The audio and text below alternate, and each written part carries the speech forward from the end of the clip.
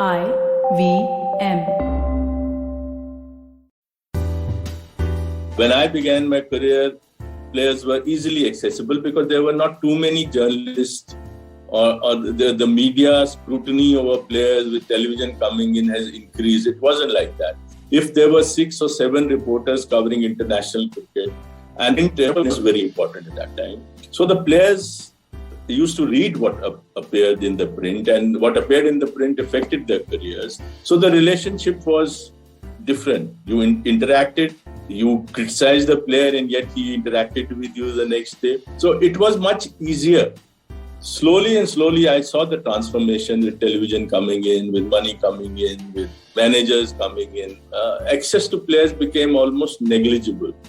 And now I don't think there would be many journalists who would say that, I can call up Virat and he will just pick up my phone and talk to me, or he has access to other cricketers so that he knows what is happening. So his job is very difficult. And then that's why there is so much of speculation in reportage these days.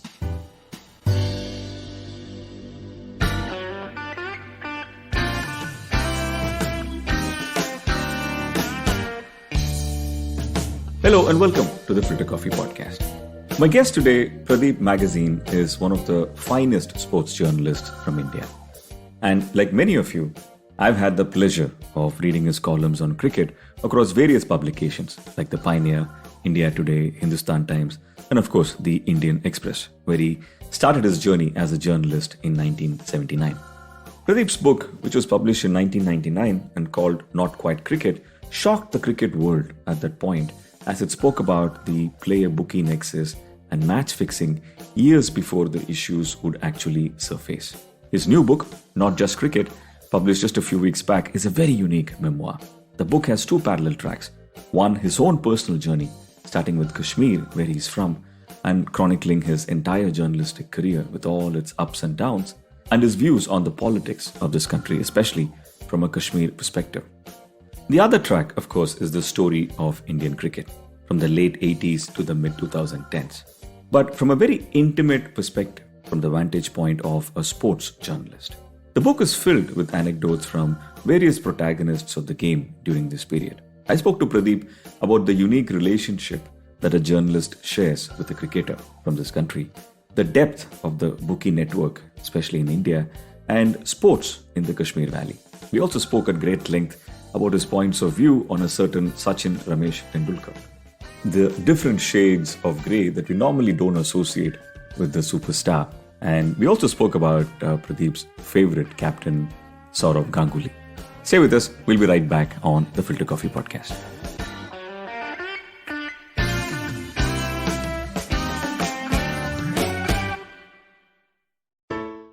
Hey everybody, it's been another great week on the IVM Podcast Network. Episode 100! We've hit the 100th episode on Storytellers and Storytellers with Vineet Kanabar. Join us to take a look back at some of the best episodes so far.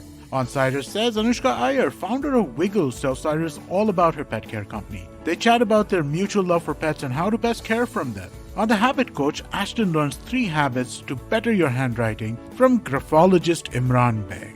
On Fin Talks at Bob World, Akhil Handa talks to Gurjot Pal Singh. He's the CEO of Tide In. They discuss its digital banking services. In a new series called Ek Sawal Kai Jawab, the Pulyabazi hosts analyze why the number of government companies is increasing rapidly. Do follow us on social media. We're IVM Podcast on Twitter, Facebook, Instagram, and LinkedIn. And remember, if you're enjoying this show or any of our other shows for that matter, please do tell a friend. Also, don't forget to rate us on any of the platforms you're listening to us on. And you can also check us out on YouTube. You can have a list of all of our shows at ivmpodcast.com/YouTube. And finally, we'd like to thank our sponsors this week, Bank of Baroda and CoinSwitch Kuber.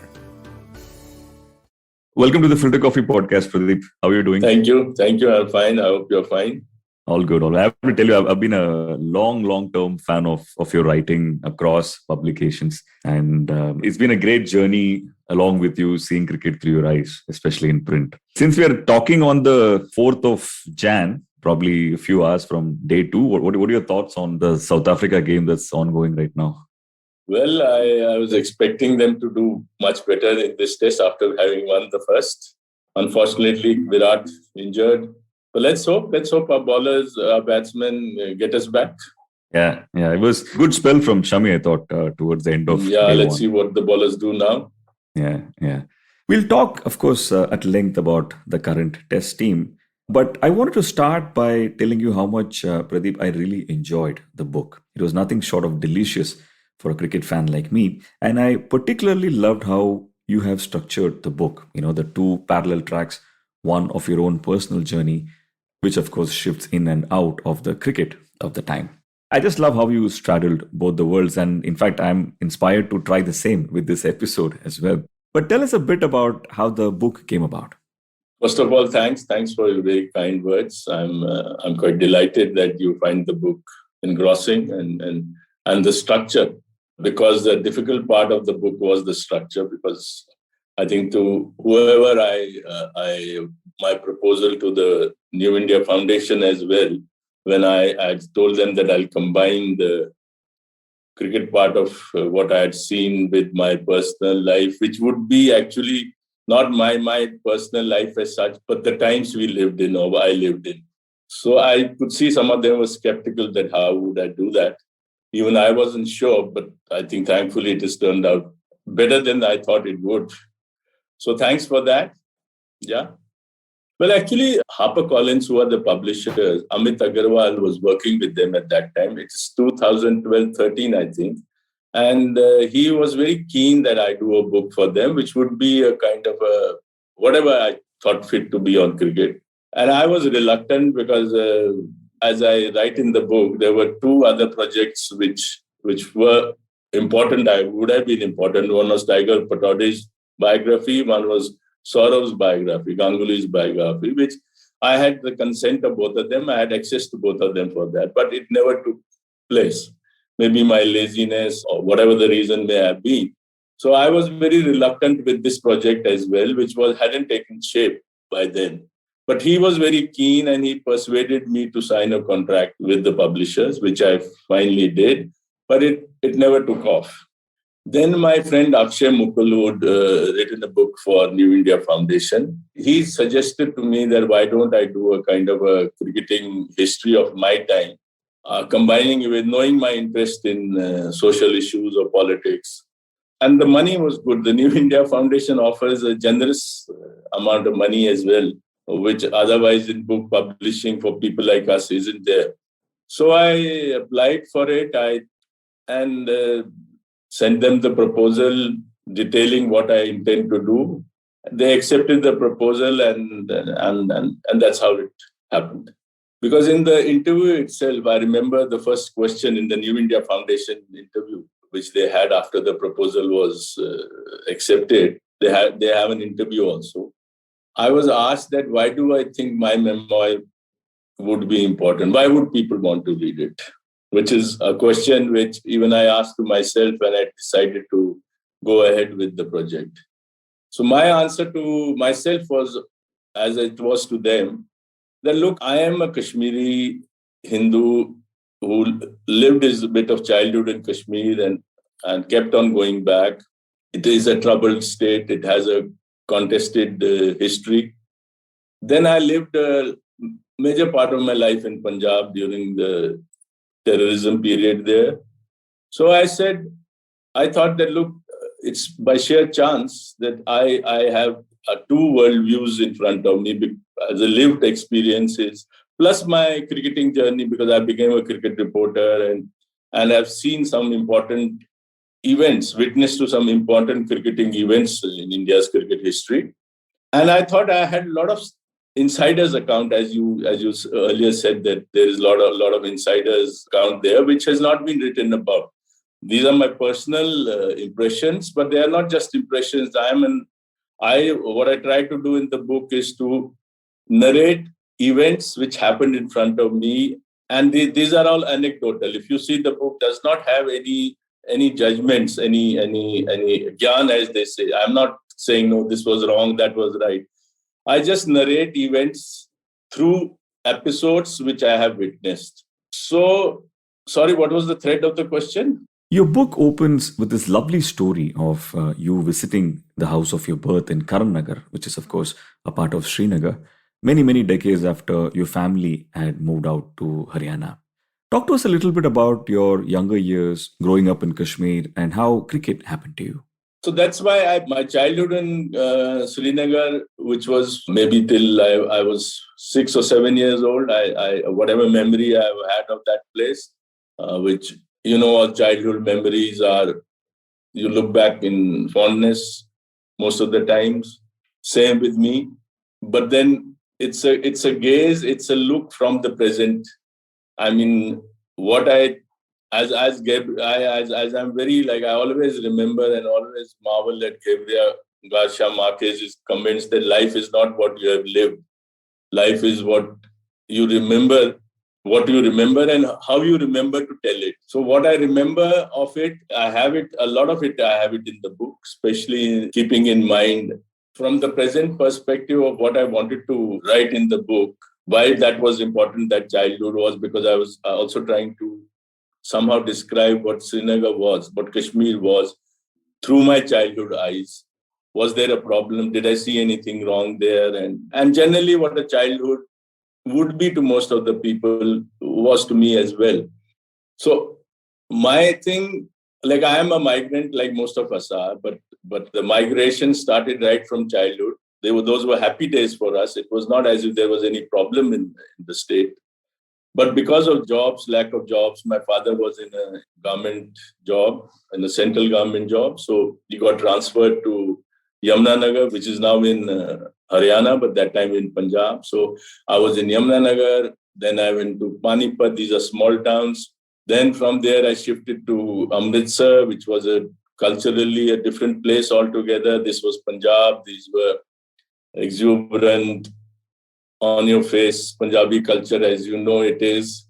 So different place altogether. So in a way, from Kashmir to Haryana to Punjab, now in Delhi, and then traveling all across the world. So this is a kind of a story which I thought would be interesting. And Right. What was Srinagar like in those days? Srinagar was peaceful. Srinagar was calm. Maybe there were a little bit of tensions, but it was nothing like what it is today. One could never imagine or associate violence with that place. It was unthinkable that Kashmiris would resort to violence or to pick up arms. Nobody would have imagined, whoever has lived in that part till even early 80s, that this place could turn out to be the way it did finally. Right. I think it's very interesting. I think most of us, we think that we have planned our careers and future, but actually in life, at least with me, it didn't happen like that, because as I write in the book, there was a student in my school in Panipat, Shekhar Gupta. I mean, wouldn't have known that Shekhar will become a journalist one day, will become a top-notch journalist one day. So he was there. And by chance, after 7-8 years, I met him again in Punjab University. He was doing his post-graduation. I was doing mine. It was a chance meeting which reconnected us. He was keen to become a journalist. He became one. Indian Express opened its edition in Chandigarh. So he became a journalist. I had, as I again make it very clear in the book, that I had no idea what I would become. I had no qualifications, such great qualifications to do anything which I thought would be substantial. But since he became a journalist, he pulled me in. I was a small-time cricketer. I used to play for the campus team. And that's how he became a journalist. He helped me to get into journalism. Right. Much of the book talks about, your conversations with the powers that be in cricket, right? Whether it is players or coaches or people from the board, so on and so forth, right? And it's a very different angle from anything that I've seen. When I read people's autobiographies, especially sports people's autobiographies, I'm seeing it from their perspective, right? Here, almost every chapter starts in a hotel room where you're having a conversation with them, or in a press conference where you're asking them a question, etc. What is the relationship between an Indian cricketer and a journalist? And how has that relationship sort of evolved over the years? Well, this is not an easy question to answer. I mean, when I thought of the book, I thought of many things. And one thing I thought of was that as a journalist, whatever I have written, it may not have been exactly the truth. In the sense that you write a match report, which is what has happened on the ground. There are a lot of things associated with that match. They are players. They are friends. They're part of the same team. At the same time, they are competing with each other for places in the team itself. So there is this whole Biomat called the cricket board. They are officials, administrators. They have their own interests. They have their personal interests. They have their business interests. So all these stories which we neglect in print, and there are reasons, because you can't write those things. There will be a lot of issues. If I had written all the things which I have written in the book, the moment they happened, their interpretation might have been very different.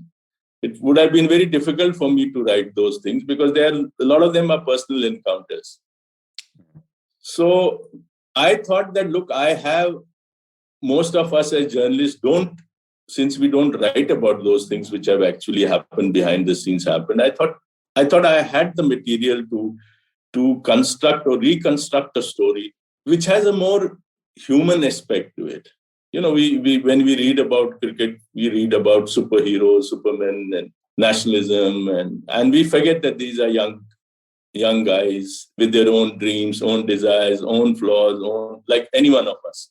So I wanted to get that across, and that is what we don't get to read. Even what is happening today, for instance, say people are saying Rohit and Virat Kohli are not at good terms with us. I'm not covering cricket at the moment, so I have no idea. But during my time, say Sachin and Azhar relationship, Gavaskar and Kapil Dev relationship, Rahul Dravid and Ganguly relationship. So I have seen this actively. So I could write about it, which I couldn't then. Similarly, what people are writing today, you feel is speculation. I can understand why there has not been a very in-depth study of what the relationship could be, because A, it's too close to the events. B, I don't think daily reportage gives you that possibility to go in depth into it. So that's what the relationship, like that's what journalism is, and that's where books like these make a difference, in the sense that they give you a more deeper, a more in-depth account of what has happened. It most certainly does. But just to dwell on that a little bit more, is it today? I understand the sense that it's easier to write after many years after an incident has happened. But today, is it easier overall to write about these things than it was in the 90s and early 2000s? Well, again, since I have not been covering cricket in the last few years, but I can see it's become more difficult. It had become difficult in my times also. When I began my career, players were easily accessible because there were not too many journalists, or the media scrutiny over players with television coming in has increased. It wasn't like that. If there were 6 or 7 reporters covering international cricket, and it was very important at that time. So the players used to read what appeared in the print, and what appeared in the print affected their careers. So the relationship was different. You interacted, you criticized the player, and yet he interacted with you the next day. So it was much easier. Slowly, I saw the transformation with television coming in, with money coming in, with managers coming in. Access to players became almost negligible. And now I think, I don't think there would be many journalists who would say that, I can call up Virat and he will just pick up my phone and talk to me, or he has access to other cricketers so that he knows what is happening. So his job is very difficult. And then that's why there is so much of speculation in reportage these days. Everything you read is from a prism of sources, and nobody knows whether it's true or not. It's because there is completely lack of access. Talking of lack of access, I think one of the main events that happened, in your career as a journalist was, of course, the entire match fixing thing, which, as I understand from the book, it's in a way also accidental that you found yourself in the middle of that. And then, of course, a lot of the conversations that you had at that time sort of shaped the narrative of the time itself, right? Right from your interviews with Kapil and Ajay Sharma and Azhar and all of that, right? when you look back at that entire phase, okay, to me, it sounds like, and then you speak a lot about, Justice Chandrachud's commission in the book, where you feel like it was almost a foregone conclusion that nothing important will come out. In fact, you talk about his interview with you yourself, where he did not even ask you what the name of the bookie who spoke to you was, right? When you look back at that entire era, right, do you feel the public knows exactly everything that happened today, or do we know probably only very little of what actually went on? Yeah, How do you look back at that phase? Yeah. That's a question I ask myself again and again as well. In this book, I haven't gone too much in depth into match fixing because I already written a book on it. That's Not Quite Cricket, which was published in 1999. So there are far greater details in that book than it's, because I thought it will be very repetitive. And this book is not just about match fixing. Do we know? I am privy to so many things about that time, which if I narrate them in a book, because they are at one level, they are gossip. I mean, I have no... See, when you write, you have to write responsibly, and whatever I have written, I wrote because I could substantiate it, and there was certain eyewitness accounts in my earlier book, which happened right in front of me. The kind of things one heard about that period, the sweep of it, the depth of it is still like, one wonders if all those things are true, what one heard at that time. Then we don't know much about that period. I mean, one could, if you go to the CBI report, which after investigating they released to the press, I don't see that on websites anymore, that report, but that report is available, in which it says that almost every captain of every test playing nation was on the payroll of Indian bookie MK, on the basis of whose testimony a lot of Indian cricketers were punished. And it says in that report that since we can't do anything about it, we are sending these reports to all these boards. It's for them to find out and if they desire to take action or not. So I think we don't know the entire story yet. And I think it will be almost impossible to know the entire story yet. But the fact remains that players on the payrolls of bookies was much bigger and larger than what we imagined or what we still imagine. I found the very small, tiny chapter about your conversation on the topic. I found it very interesting because these bookies are extraordinarily well known, right? Ajay talks about another friend who called and told him about an article where he has made the connection between the name that was used in these articles, which is John, and the actual name of the bookie, which is MK Gupta. And Ajay himself is surprised that so many people know him. And of course, you talk about how Ajay himself got in touch with him first, right? When MK Gupta walks and gives him a 100-rupee note when Ajay Sharma was playing probably a club level game and he scores a century. Is the bookie player relationship, to a point, and I'm asking you this question purely from a people like Ajay Sharma perspective, that it almost starts off at a place where it is very innocent and very, patron player like, and then they are most of the time not aware that it is actually as illegal as it can be. Right? Is there a layer of innocence to the story as well? Yeah, there's that. This Ajay story, I thought about it. Should I write or should I not write? Because I don't want to implicate Ajay. Look, whatever is in public domain, and the courts have discharged most of these cricketers.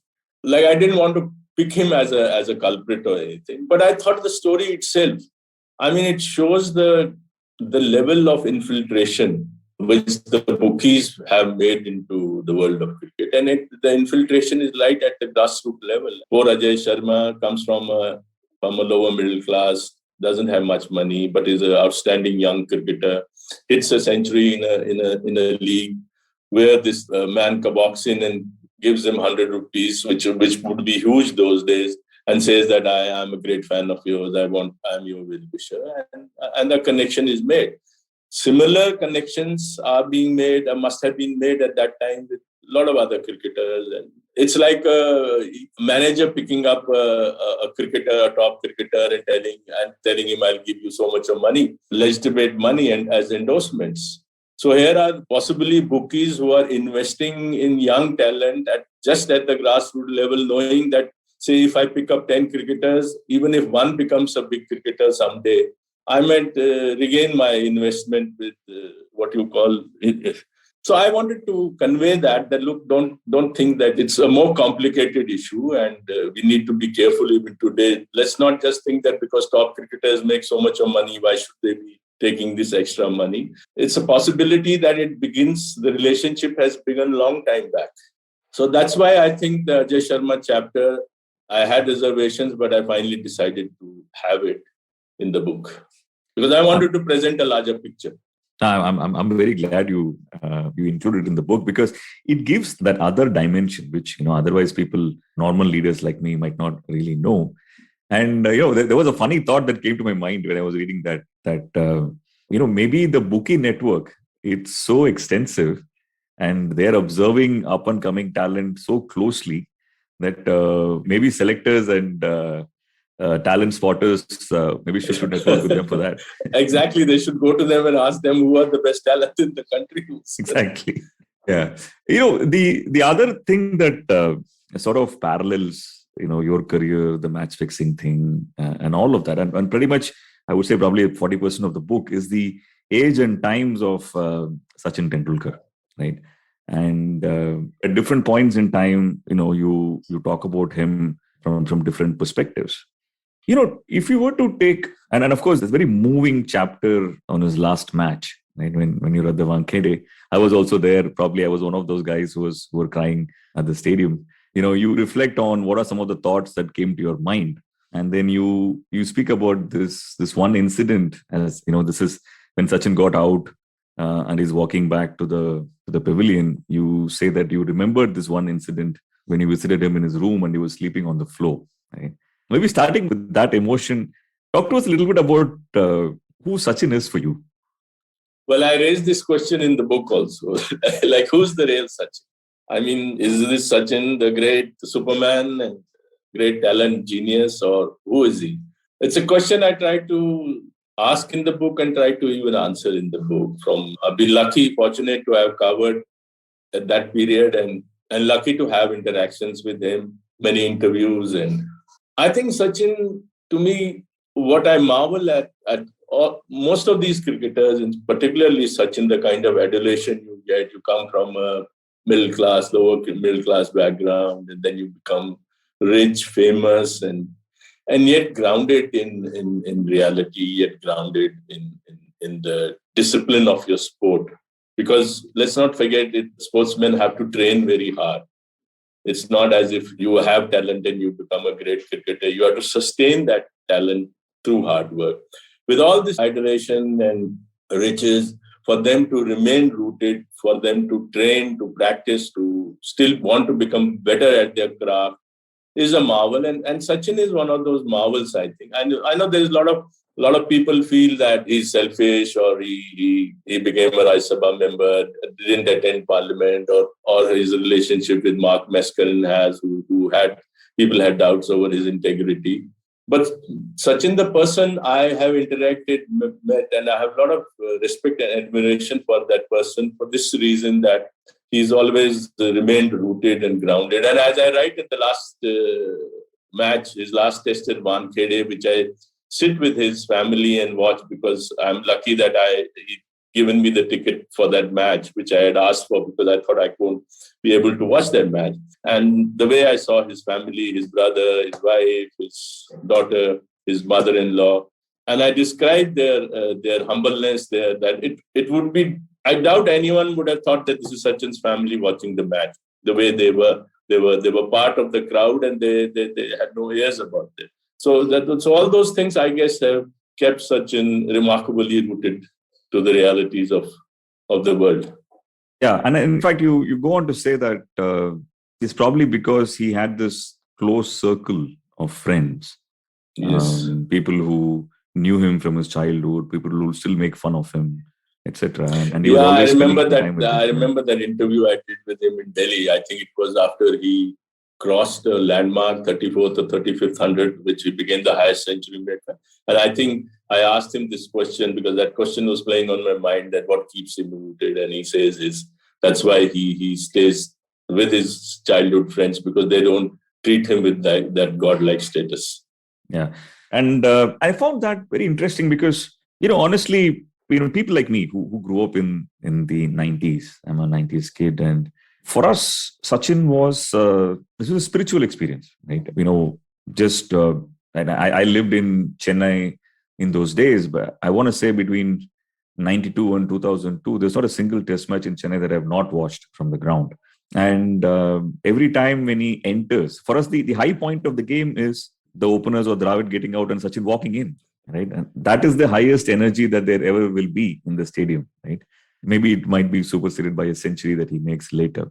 For us, it was always like that. And which is why I was, for example, one of the people who were waiting really, really long for his biography to come out. And when it did come out, I felt like I was very underwhelmed by it, right? And because I was waiting to see what he will have to say about the match fixing days, what he will have to say about Mohammad Azharuddin, what he'll have to say about Rahul Dravid's declaration when he was on 194, and his captaincy up and downs and all of that. And I found what was in the book was very politically right, bland sort of stuff, right? I feel like the real Sachin narrative with all its possible layers has never been really told. What do you think? Yeah, I think Sachin needs to tell his story because there are fans waiting for the real Sachin, the real story. And I can understand where Sachin comes from. I think the way he is, he probably didn't want to write anything which could raise a controversy. So in a way, it was a wasted opportunity, I thought. In fact, I reviewed the book in Biblio where I wrote as much as this, that it was a wasted. Though there are a lot of interesting things in the book, but somehow it doesn't come across as an in-depth account of the person who's telling his own story. In fact, in the last chapter, before you talk about Ganguly in the book, you actually have a section on, like you justly said, who's the real Sachin. And in that, there are a lot of questions, that you raise as well, right? Of course, the ethics of being associated with someone like Mark Mascarenhas, even after, he was being investigated for financial irregularities, the ethics of getting a Ferrari, without paying the taxes for it, and many other things, right? Somewhere I feel there is a lack of a narrative which is putting Sachin in perspective. Because for me, one of the most moving parts of the book was actually when you speak about the loneliness of being Sachin, right? And I think you mentioned that word probably with him as captain, where he's not really getting any support from a coach like Kapil. There is nobody in the team who is performing at his level. So that human story of what it is like to be Sachin, you feel that is sort of missing in the overall narrative in India? It is. I mean, there are not many books written on Indian sports persons. They are either hagiographies or it's not that you have to criticize. They are super achievers. And if you write, say Sachin's biography, the only thing is that people would be, as you're saying, interested to know how did Sachin deal with these issues, these human issues. Somehow we don't tend to see our sports persons as human beings. We see them as supermen. That's the problem. And once you start seeing them like that, the depth would be missing altogether. We wouldn't know who the real person is. Yeah, and that's such a shame, right? In any case, I think, moving on to another part, another several parts of in fact, the second half of the book is a lot of Sourav Ganguly. And if at all you ever, get back to that project of writing his biography, I'll be the first one to pre-order that one. But, for me, the entire era of, 2000 to 2005 was a huge inspirational era, I feel, right? And I'm talking purely from a fan's perspective. I would love to hear about it from an expert perspective of yours. Because, in the 90s, we've often seen great sparks of talent, but it never really added to the sum of the parts, right? Of course, there was a Sachin here, there was an Azhar there. Of course, Dravid and Ganguly had come in 96, but it didn't really come together as a great dish, right? As a winning sort of a unit. And somewhere I feel in the early 2000s, when Ganguly took over, it all fell into place, right? And it became a legendary, inspirational story for the ages, right? How do you now reflect on those early years of 2000s when you look back? I think, as you say, and I think I chart out that in the book as well, that how, I mean, you had Sachin, you had Dravid, you had Lakshman, you had Anil Kumble, Sehwag came in. I mean, this is outstanding talent. No? I mean, even today, if India had Dravid, Sachin, Lakshman as a batting unit in the team, this team would be like invincible. I mean, so you had those guys, and you had Saurav. Saurav becomes captain by chance, in a sense, because Sachin gives up captaincy. I don't think Saurav would have, anyone would had imagined that Saurav will become Indian captain, or even thought that he could lead. He was a fit candidate to lead, as I write in the book. In fact, even in his selection in '96 to the Indian team was highly criticized. And everyone Joker said that, in the pack. Joker in the pack, which I had written in Express. I remember that. So Saurav was is an unlikely story in the sense that, but as you're saying, everything fit into the scheme of things. Saurav, this cricketer, batsman, becomes the captain. He's backed by Jagmohan Dalmia, who's the czar of Indian cricket, who rules international cricket as such. Saurav is his own man. And he knows that Dalmia, because Dalmia comes from Bengal, Saurav is an icon in Bengal. So whatever he does, he can challenge Dalmia, and Dalmia, if had there been any other cricketer other than Saurav as an Indian captain, Dalmia would have cut his wings. But he couldn't afford to do with Saurav because Saurav belonged to his state, and he knew that if he had to survive in his own state as a businessman, he can't afford to take on Ganguly. I love the dynamic that you describe in the book because, for the average audience, we always thought that there was this huge love affair, huge affection between Dalmia and Ganguly. I didn't know that it was a compulsion in many ways, isn't it?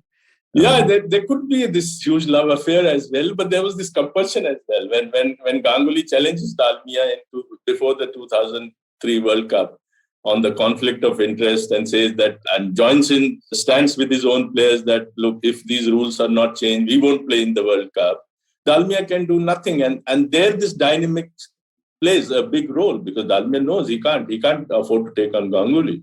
He has to survive in his Bengal, in his state. Similarly, so this relationship, as one player tells me, I don't name him, but I mean the players, they may have felt that Ganguly is selfish, but they also knew that Ganguly wants to do well as captain, and for him to do well as captain, Ganguly was aware of this fact that he needs to have a good team, and to have good team, he needs to keep his players happy. Who are the players? Players are much greater than Ganguly himself. Like Dravid, Lakshman, Tendulkar, are much superior batting stars. And yet, Ganguly is lucky also to have these players who don't mind playing under Ganguly, who want the team to do well. And Ganguly gets everything fulfilled through Dalmia because he has Dalmia's ears to give the Indian team whatever they need. And the very important role is played by John Wright.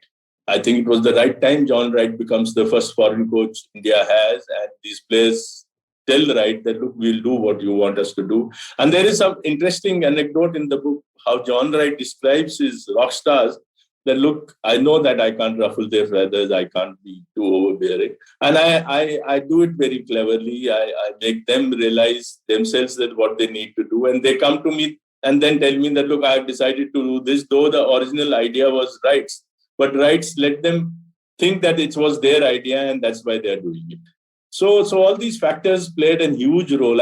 I still don't think we realize today. Today we say Kohli's team or Dhoni's team. We realize that how important that period was for Indian cricket. And had that period not been there, we wouldn't have been where we are today. Yeah. And, talking of John Wright, one of my earliest episodes was with a dear friend, Ramki, who runs a company called Sports Mechanics. And he, in that episode spoke a lot about how things changed inside the dressing room, right? In the earlier Avatar, it was, and you write a lot about Dr. Ali Irani in the book. In the earlier Avatar, it was, largely someone like the manager coming in and then saying, Aaj match hai. And then everyone is eating samosa and chai and fries and he's saying, Dil se khelo. And that used to be like the strategy session, right, in the team. And how everything changed in 2001, where someone like Ramki, is a video analytics guy, who's also a cricketer, and he sort of comes in and he asks for footages of earlier games, and Ganguly and Wright make that happen. And Ramki is sitting with hundreds of VHS tapes, and he's trying to analyze things that way. So the entire the way we approach a game and everything sort of seems to have changed at that time, right? I mean, did you get that sort of a feeling that something amazing is cooking inside this dressing room back at the time when you spoke to the players? Yeah, definitely. I mean, the change was taking place, and that change was taking place with players being willing, especially these top 4-5 cricketers. They were very keen that we do well abroad. That's one of the reasons why they got John Wright as coach. I mean, they thought that getting an Indian as coach may not take them to that level because of various other problems associated with it. And they wanted a neutral person, an outsider who could see their flaws and who could tell them on their face what needs to be done. So yes, I remember Ramki, though it's not in the book. In Australia, when we drew that series, Ramki it was even willing to give me as a reporter the inputs which they used to get from analyzing these videos, and how they saw or noted down the flaws of all the Australian batsmen and the strengths of their bowlers, and how these inputs are given to the players. And finally, he didn't give me. He realized that he was the only person with those inputs, and if the story came to me, people would know who had leaked the story, and he would be in trouble. Yeah, and you speak a lot about in the book Ganguly's relationship with John Wright, and what I didn't know earlier, what I realized after reading the book is that Wright was actually a recommendation by Dravid, who played with him in Kent, a team which Wright coached back in the day. And it's a very interesting sort of a relationship, right? I think eventually it was a very successful one, mostly because of what you said, which you also write about in the book, which is Wright's way of telling someone, even though he knows the answer, he doesn't go and tell them this is what you should do. He lets them discover it. But it's also a lot of it's not 100% rosy relationship, right? They have their differences, but they have a way of sorting it out, right? Often you write in the book that Ganguly told you that Wright wouldn't speak to him for days together, when he does something that was not discussed, right? How do you sort of look back on that relationship between this captain and that coach? I think both deserve to be commended, in the sense that both realize that the interests of the team are paramount, not personal interest, even if they didn't see eye to eye on many issues. That was a period when I used to be friendly with Wright also, in the sense friendly only when we would be in a hotel bar together. As I write in the book, John Wright was a fascinating character. He would next day refuse to even recognize you, but you would wonder, last night we were together, hours together discussing, and he expressing his frustrations. But Wright had realized what India is all about, how hierarchies play an important role here, and you have to respect those hierarchies. You have to find a way around those hierarchies, which Greg Chappell failed to do. He had his own flaws, but Wright succeeded because Wright understood these hierarchies. And he also succeeded because he had this bunch of committed cricketers, and he had a captain. I have in this book, Wright, during his time when he was a coach, I think always thought that Dravid or Kumble would have made a better captain. He always had this feeling. But I think after what transpired, I write in the book, during the 2007 World Cup, when India is knocked out the first round itself, I met John Wright there. He was doing commentary, and he knew that I had a liking for Saurav when he was the coach in India. And he comes to me and says, out of the blue, he tells me that, look, Pradeep, I think Ganguly was really a great captain. Because I think Wright by then had realized that he may have thought that Ganguly is not a good captain, but now he realizes that Ganguly, because of his access to Dalmia, because he could handle various temperaments, and they are important, what made Ganguly a better captain than he had thought at that time. As I listen to you talk about Ganguly, I'm almost tempted to say that he's probably not the captain we deserved, but the one that we desperately needed back then, right? Borrowing, of course, heavily from Christopher Nolan. Ganguly's detractors, of course, never missed an opportunity to criticize him. And let's face it, Ganguly had a lot of issues, right? I mean, his indifferent batting form in tests, his fielding, and many, many more. But the way he groomed talent and gave them room to develop, and especially the way he eradicated the fear of being dropped from the minds of many, many players, that has given us talent like, I mean, extraordinary talent like Sehwag, Bajji, Zahir, Yuvraj, Nehra, and many, many more, right? Which I'm sure we would not have otherwise had, right, with a different captain. How do you see his captaincy tenure? Yeah, that was a turning point in Indian cricket, that 2003 Australia series. That was where I think all the inputs which the team was trying to perform better outside India, it just all clicked. And I think Ganguly is an extraordinary character, is a fascinating character, even now as a board president. I mean, I've been very critical of him as a board president only because of his conflict of interest, which he doesn't care about. Otherwise, as you could see while reading the book, if ever I have had access to a cricketer as much as I have had of Ganguly, I don't think I have had better access to anyone else. When he was the Indian captain, because he used to write a column also for us in Hindustan Times, where I was the sports editor, I had tremendous access to him. And one thing I found was that even then I used to be critical of him in my writings, and he would take it, he wouldn't mind it, which I found was a great quality at that time. I mean, you write against a captain, Indian captain, he would just cut off access. He didn't. So I was privy to a lot of things happening around the team. And as I write in the book also, once I was so angry with him, I told him that this is not the way to behave and all that. But he just took it as sportingly, and in fact became more accessible to me after that. So he was quite a remarkable captain, especially the way he kept the team together. I mean, he would take a lot of things from Dravid, from Tendulkar. He wouldn't. Some other captain would have sulked, thinking that, look, these are greater cricketers than me and they're trying to undermine me. Those cricketers didn't undermine him, and he also didn't undermine them. He respected them. He gave them proper space. He gave a lot of space to youngsters like Ashish Nehra, Harbhajan, Sehwag, Yuvraj. These are not, let me tell you, Zahir Khan, they are not easy characters to handle. Any other captain would have struggled to keep them under control. But Ganguly gave them a lot of space, and they started respecting him in turn, and that all helped. So Ganguly has played an important role in Indian cricket. Do you think that sort of comes from, and it's maybe a stupid question, but I thought I'll run this by you anyway. Do you think that sort of comes from his upbringing? Right? Ganguly is born to this really fairly rich household. He's always had people around him. I don't think he's ever felt insecure about anything in life. Do you think that could have had a role to play in it? Could have. Difficult to say. I've been to his house twice. I've been treated to a wonderful lunch and once a dinner as well. When I was, as I write in the book, trying to do his biography. And the second time I went to his house in Behala in Calcutta, he was playing in England at that time. He had made his comeback. He was a part of Indian team again.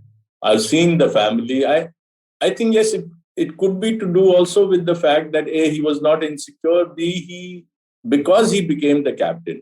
I mean, I wonder if he had not become the captain, how would we have remembered Ganguly? Like, would he have become the icon he is today? I think he's ambitious. He was terribly ambitious to do well. And for a captain, to do well means the team should do well. And the team, he realized that. And because the team has to do well, he realized that he has to take care of that team. He has to do things which will help the team to go. I remember once in South Africa during the World Cup, he said that I want to be remembered as a captain whose team did well. So I think to achieve that end, he had to be selfless. I mean, he, as a person, whether he's selfish or not, but as a captain, unless you are not selfless, you think of the team, you can't have a good team, which Ganguly achieved. Yeah. And I think what he told you in that South Africa World Cup eventually is proven right? Today we remember him only as a great leader under whom everyone performed probably at their best ever, isn't it? And this great management lesson, leadership lesson, is followed by the antithesis of it under Greg Chappell, right? And you write extensively about that phase. If this is how one should lead at a motley crew team like India, where there are so many egos at play, then the Greg Chappell thing is the opposite of that, right? And for me, the most favorite part of the book, not favorite, the most amusing part of the book is this 10 points that Ganguly writes about Chappell, right? And I think this is a list he gives to the board, isn't it? Is that right? Yeah. He gives to the board. And I'm not going to go through all of it, but I found this point number 4 really interesting. He says that Chappell sleeps in the dressing room when the game is on. It has happened both in Sri Lanka and Zimbabwe, and he fails to send messages in the right time of the game. And it's no point discussing it after the match is over. And then he also says that he never makes a strategy.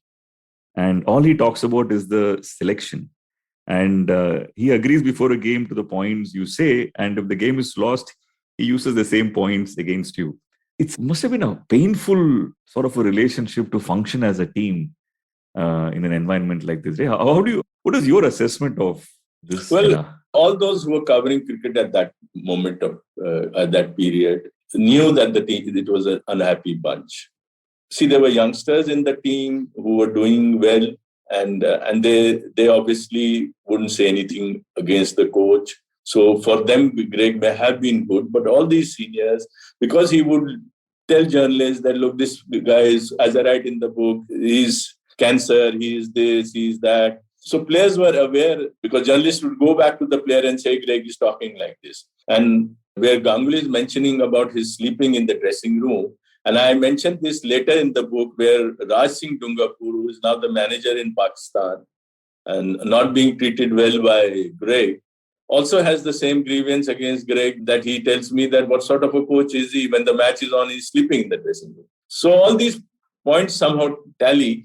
Greg, Dravid, Ganguly relationship, these are all fascinating and interesting relationships, which I try my best to describe dispassionately, but I think my bias when I'm describing Greg Chappell becomes obvious that I also feel that he was the wrong person to be the coach of Indian team.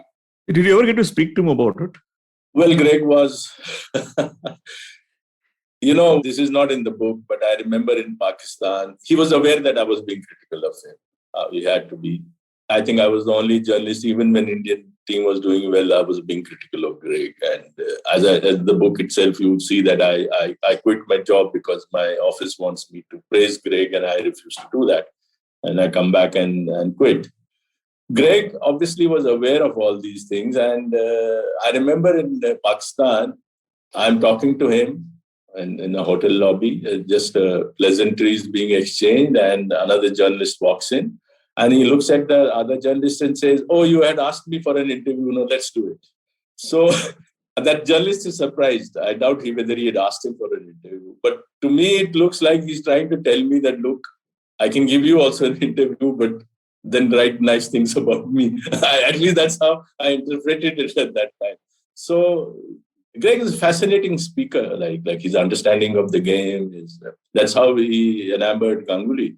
He enamored the Indian press. I write in 2003 in Australia, where he makes a PowerPoint projection to journalists saying that, look, trying to convince them that, look, I'm good. I'll be a good coach for an Indian cricket team. I have never seen a man with such great oration, the skills to talk about the game. So obviously, Greg had his great points. I wish he had not been so control freak.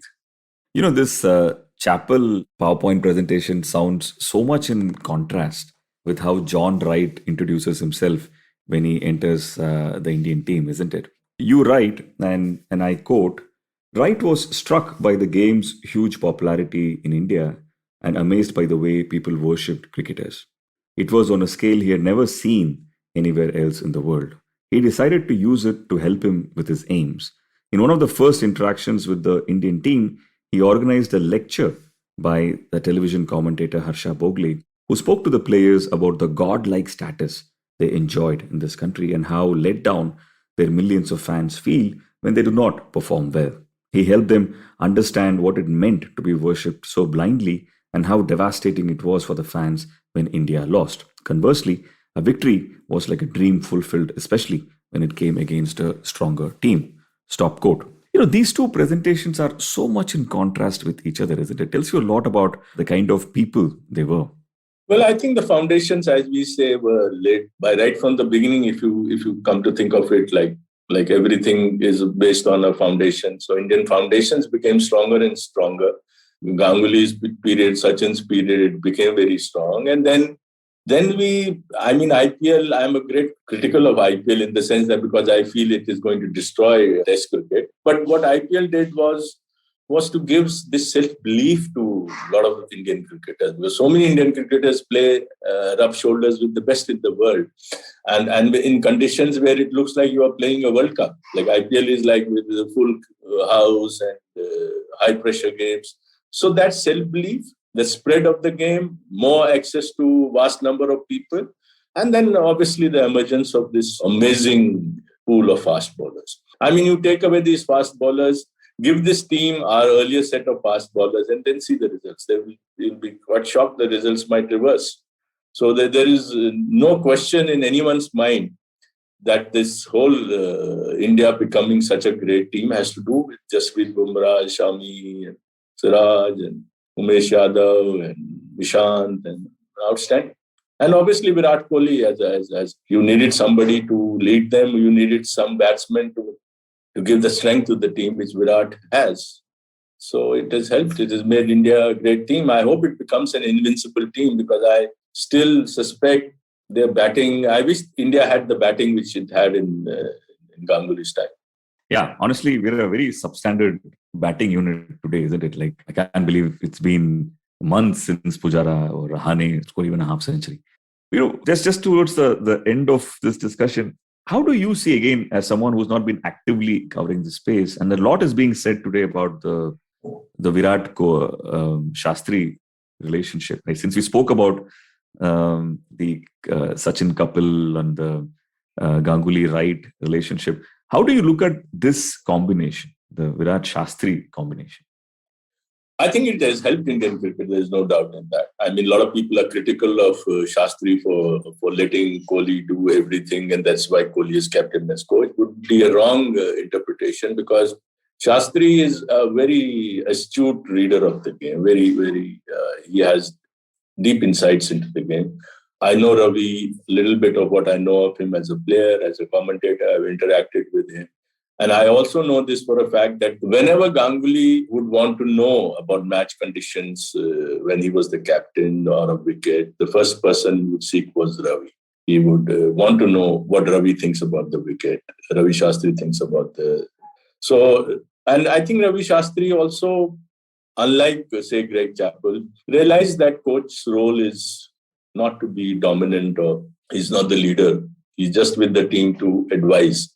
I think so that Ravi's understanding of the sport and letting captain do finally what he wants to do helped Virat to grow as a captain. And I think it's. See, we have to go back to Kumble and Kohli's relationship where I don't know the reason why Virat didn't want Kumble as coach, but that was not a good advertisement for Indian cricket that somebody of Kumble's stature had to be removed because Kohli wanted so. And it will be interesting to see because when Dravid was the captain and his relationship with Greg and Ganguly and the team members was not the best advertisement for cricket. So now Dravid obviously must have matured a lot. He has this experience of the Greg era.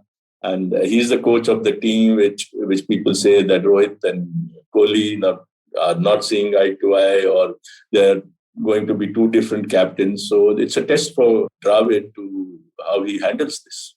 Pradeep, your last chapter in the book is titled Cricket as a Unifier with a question mark at the end. You talk a lot about Kashmir and, of course, Parvez Rasool in this chapter. What for you is the most beautiful part of Parvez's story? And what do you think is the role of sports in bringing Kashmir closer to the rest of India?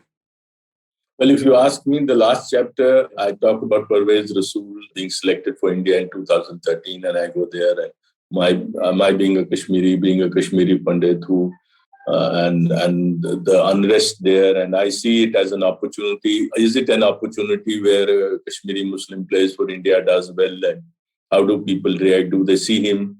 Do their perceptions of India change, which I detail in the book? But since Kashmir is a different issue altogether, where people's perception are different from the perception of, say, what people's perception is outside Kashmir. So let's leave that aside. In India, cricket obviously has become like a mass entertainment industry now. I don't know how much it's seen as sport and how much it's seen like entertainment playing on your television sets.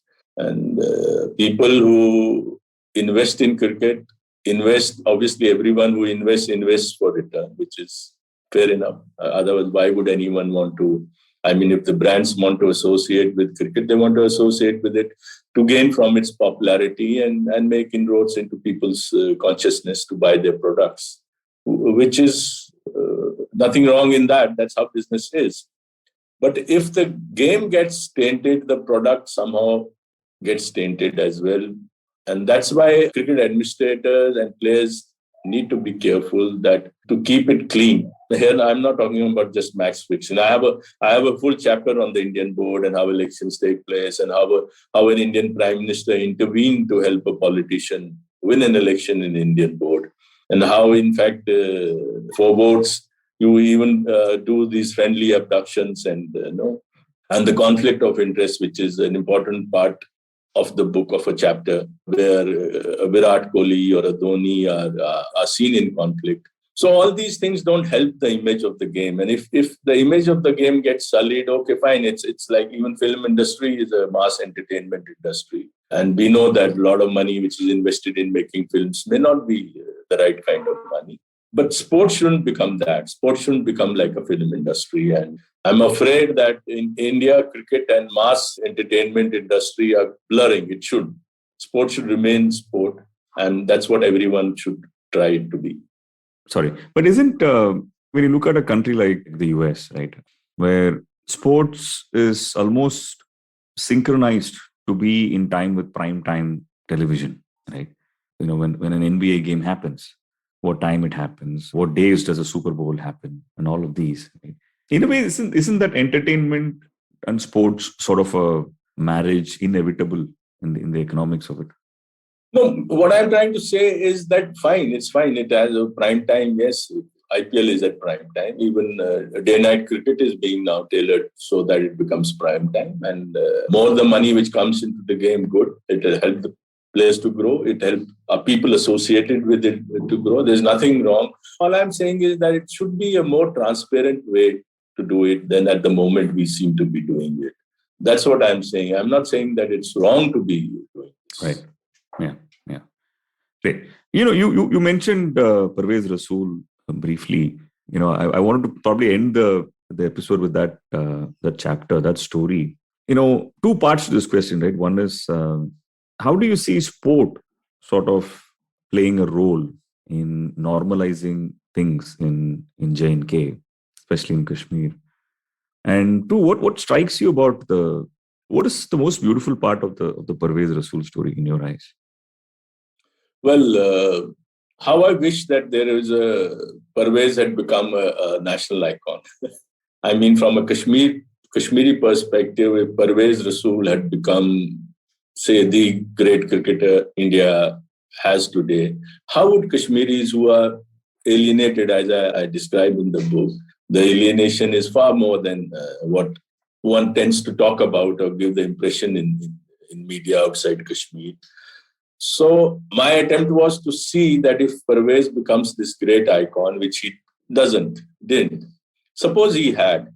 I mean, would they have changed their mindset? Would something have changed there? I'm not sure. Maybe something. Though the people who expressed at that time when Parvez has not become a national icon, he may have become at that time, but he hasn't. So their views are very rigid. But what if he had? What if he had, and what would have happened? Would cricket have played a role in somehow softening the hard stance in Kashmir? Though obviously cricket can't replace whatever they feel is wrong being done to them. The beautiful part of my Parvez Rasool story, of my visits to Kashmir, has been the kind of acceptance, the love, the feeling that I belong to that place. And I've been, like many other Pandits who go back will tell you, even if they are angry, that look, once they go there, they are treated with love, with a lot of feeling. So my interactions there at the ground with people, where I ask them tough questions about various issues, and there is no animosity, there is no anger, there is love there. That's been the beautiful part. We are all victims of where we are placed in life. We're victims or beneficiaries, either way, what happens to us. These are causes and conditions which, as Buddhism would say, that the causes and conditions decide what we are and what we do. So if you are placed in a my being born as a Kashmiri Pandit is not my choice. I mean, if I belong to a community which feels victimized, is not my doing. I mean, I happen to be born at that period of time when that feeling is there. Or similarly, the people who are born on the other side, say the Muslims in Kashmir, if they feel victimized, alienated, there are causes for that. Now, if we carry on, if we begin from the past, nothing can be solved. I mean, the past is not my doing. Present is my doing. If in my present, I let my actions be decided by my past, I'm actually complicating things, making them worse. Am I not? So when I go to Kashmir, I interact with them. I interact with this feeling that, yes, they feel alienated. They feel that they are being oppressed. I go there, I know my community feels that I've been wronged with, I've been thrown out of that. Now, that doesn't solve. If I see love there and they see love on my side, we can solve it. We can move ahead. You can only move ahead with give and take, with friendship, with love. You can never move ahead with hatred. So that's how I see the situation. Beautiful. And I don't think anyone has put out this beautifully, for me at least. Earlier. Thank you. Thank you so much for your perspectives and also this wonderful, wonderful book, which I thoroughly enjoyed reading, and I'm sure I'll do it all over again in a few months from now. Thank you so much. Good luck with the book. Thank you. Thank you so much. Thank you so much. Yeah.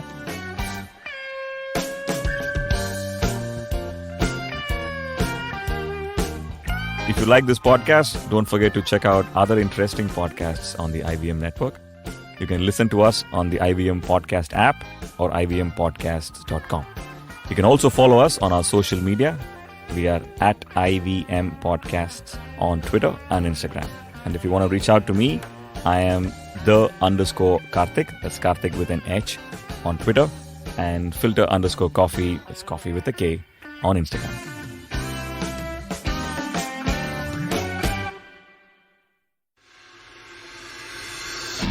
If you're a cricket fan, check out Edges and Sledges, India's favorite cricket podcast. The podcast focuses on Indian cricket, the IPL, and has a ton of banter both on and off the field. We talk about the week's biggest cricket stories with current and ex-international cricketers, coaches, or sometimes just between us. And it's hosted by me, DJ. Me, Varun. And me, Ashwin. New episodes release every week. You can catch us on the IVM Podcasts website, app, or wherever you get your podcasts from. Check out the Edges and Sledges Cricket Podcast.